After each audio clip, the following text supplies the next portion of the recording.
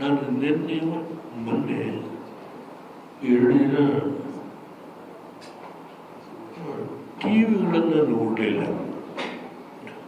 ದಯಮಾಡಿ ಯಾರೋ ಮಿಸ್ಟೇಕ್ ಮಾಡ್ಕೋಬೇಡಿ. ಏಕೆಂದರೆ ಒಬ್ಬೊಬ್ಬರು ಒಂದೊಂದು ರೀತಿ ಈ ರಾಜ್ಯಸಭೆ ಆಯ್ಕೆ ಬಗ್ಗೆ ವ್ಯಾಖ್ಯಾನ ಮಾಡ್ತಾರೆ. ನಮಗೆ ನಮ್ಮ ತಲೆ ಬಿಸಿ ಮಾಡ್ಕೋಬಾರ್ದು ಅಂತೇಳಿ ನಾನು 2 ದಿನ ಟಿ ವಿ ಬಂದ್ ಮಾಡಿದೆ ನಮ್ಮ ಮನೆಯಲ್ಲಿ. ತಮಾಷೆ ಹೇಳ್ತೀನಿ, ನಮ್ಮ ಸ್ನೇಹಿತರು ಕೆಲವರು ಇಲ್ಲ ಜನ ಭಾಳ ಬೇಸರದಿಂದ ದೇವೇಗೌಡರು ಕೊಡಬೇಕಾಗಿತ್ತು, ಅನ್ಯಾಯ ಮಾಡಿದ್ದಾರೆ ಅಂತ ಮಾತಾಡ್ತಾ ಇದ್ದಾರೆ ಅಂತ ಹೀಗೆ ನಮ್ಮ ಅಭಿಮಾನಿಗಳು ನನಗೆ ವರದಿ ಒಪ್ಪಿಸ್ತಾ ಇದ್ದರು. ನಾನು ಅವರಿಗೆ ಸಮಾಧಾನ ಹೇಳ್ತಾ ಇದ್ದೆ. ನಾನು ರಾಜಕೀಯಕ್ಕೆ ಬಂದು ಎಷ್ಟು ವರ್ಷ ಆಯಿತು, 7 ದಶಕಗಳು 1960 ನಾನು ತಾಲೂಕು ಬೋರ್ಡ್ ಮೆಂಬರ್ ಆಗಿ ಎಲೆಕ್ಟ್ ಆದೆ. ಅದಕ್ಕೆ ಮುಂಚೆ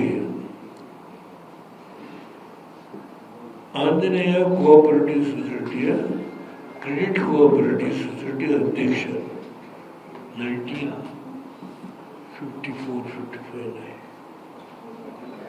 ಅದಾದಮೇಲೆ ನಿಮ್ಗೆ ಅನೇಕರಿಗೆ ಗೊತ್ತಿಲ್ಲ, ಇವರು ರೂರಲ್ ಇಂಡಸ್ಟ್ರಿಯಲ್ ಕೋಆಪರೇಟಿವ್ ಸೊಸೈಟಿ ಅಂತ ಹೇಳಿ ಮಾಡಿದ್ರು. ಆಗ ಗ್ರಾಮೀಣ ಪ್ರದೇಶದಲ್ಲಿ ಇದು ಗಾಣ, ಕಬ್ಬಿನ ಗಾಣ ಸಾಲ ಕೊಡೋದು, ಹೀಗೆ ಹಲವಾರು ಸಣ್ಣ ಸಣ್ಣ ಕೈಗಾರಿಕೆಗಳಿಗೆ ಸಾಲ ಕೊಡುವಂಥದ್ದು ರೂರಲ್ ಇಂಡಸ್ಟ್ರಿಯಲ್ ಕೋಆಪರೇಟಿವ್ ಸೊಸೈಟಿ ಅಂತೇಳಿ ಐ ಥಿಂಕ್ ಬೀರಪ್ಪನವರು ಆಗ ಇಂಡಸ್ಟ್ರಿಯಲ್ ಕಮಿಷನರ್ ಆಗಿದ್ದರು ಆ ಕಾಲದಲ್ಲಿ. ಆಗ ನಾನು ಜನರಲ್ ಸೆಕ್ರೆಟರಿ ಆಫ್ ಒಳನಂಚಿ ವೃತ್ತವರನ್ನ ಇಂಡಸ್ಟ್ರಿಯಲ್ ಸೊಸೈಟಿ ಜನರಲ್ ಸೆಕ್ರೆಟರಿ ಆಗಿ ಕೆಲಸ ಮಾಡ್ತಾ ಇದ್ದೆ. ಹೀಗೆ 1954-55 ನಾನು ನನ್ನ ಜನಪರವಾದಂಥ ಕಾರ್ಯಕ್ರಮಗಳನ್ನು ಮಾಡತಕ್ಕಂಥ ಒಂದು ವ್ಯವಸ್ಥೆ ಜೀವನದಲ್ಲಿ ನಾನು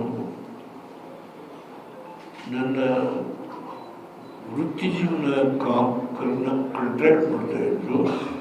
ಅದರ ಜೊತೆಗೆ ಜನಗಳ ಸೇವೆಯನ್ನು ಮಾಡತಕ್ಕಂಥದ್ದಕ್ಕೆ ಆ ಕಾಲದಲ್ಲಿ ಕೂಡ ಕಾಲವನ್ನು ಸ್ವಲ್ಪ ಮೀಸಲಾಗಿ ಇಡ್ತಾ ಇದ್ದೆ. ಹಾಗೆ ಅಲ್ಲಿಂದ ಪ್ರಾರಂಭ ಆದದ್ದು. ಆಮೇಲೆ ಅಸೆಂಬ್ಲಿಗೆ ನಿಲ್ಲುವ ಒಂದು ಸನ್ನಿವೇಶ ಬಂತು. ತಾಲೂಕು ಬೋರ್ಡಿನಿಂದ ಅದು ಈ ವೋಟರ್ ಕಾನ್ಸ್ಟಿಟ್ಯೂನ್ಸಿ 40,000. ಅದರಲ್ಲಿ ನಾನು ನಮ್ಮ ಪಕ್ಷದ ವತಿಯಿಂದ ಕ್ಯಾಂಡಿಡೇಟ್ನ ಒಂದು ಗುಂಪು ಮಾಡಿ ಹಾಕಿದ್ದೆ.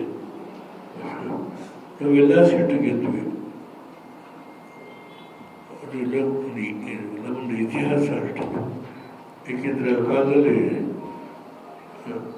ನಮ್ಮ ಕ್ಷೇತ್ರದಲ್ಲಿ ವೈವೀರಪ್ಪನವರು ಎ ಜಿ ರಾಮಚಂದ್ರರನ್ನು ಸೋಲಿಸಿ 2ನೇ ಬಾರಿಗೆ ಗೆದ್ದರು. ನಾನು ಅದಕ್ಕೆ ವಿರುದ್ಧವಾಗಿ ನಮ್ಮ ಊರಲ್ಲಿ ಅರಣ್ಯದಲ್ಲಿ ನಮ್ಮ ಪಕ್ಷದ ಎಲ್ಲ ಅಭಿಮಾನಿಗಳ ಇಡೀ ಆ ಕ್ಷೇತ್ರಕ್ಕೆ ಸಂಬಂಧಪಟ್ಟಂತೆ ಜನವನ್ನೆಲ್ಲ ಸೇರಿಸಿ ಒಂದು ದೊಡ್ಡ ಔತಣಕೂಟ ಏರ್ಪಾಡು ಮಾಡಿ ನಾನು ಮೊದಲನೇ ಬಾರಿಗೆ ಚುನಾವಣಾ ಕಣಕ್ಕೆ ಎಲ್ಲರನ್ನೂ ಇಳಿಸ್ತೀವಿ. ನಾವು 15 ದಿನದಲ್ಲಿ 13 ದಿನ ಗೆದ್ವಿ. ಅದು ಮೊದಲನೇ ಒಂದು ಪ್ರಯೋಗ. ಅದಾದ ಆಮೇಲೆ ನಾನೇ ಅಸೆಂಬ್ಲಿ ನಿಂತೆ ವೈವೀರಪ್ಪನವ್ರನ್ನ ಸೋಲಿಸ್ತಾರೆ.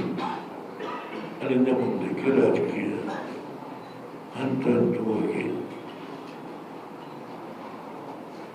ಈಗ 1993 ನಾನು ರಾಜ್ಯಸಭಾ ಸದಸ್ಯನಾಗಿ ಮೊನ್ನೆ ನಿವೃತ್ತನಾಗಿದ್ದೇನೆ.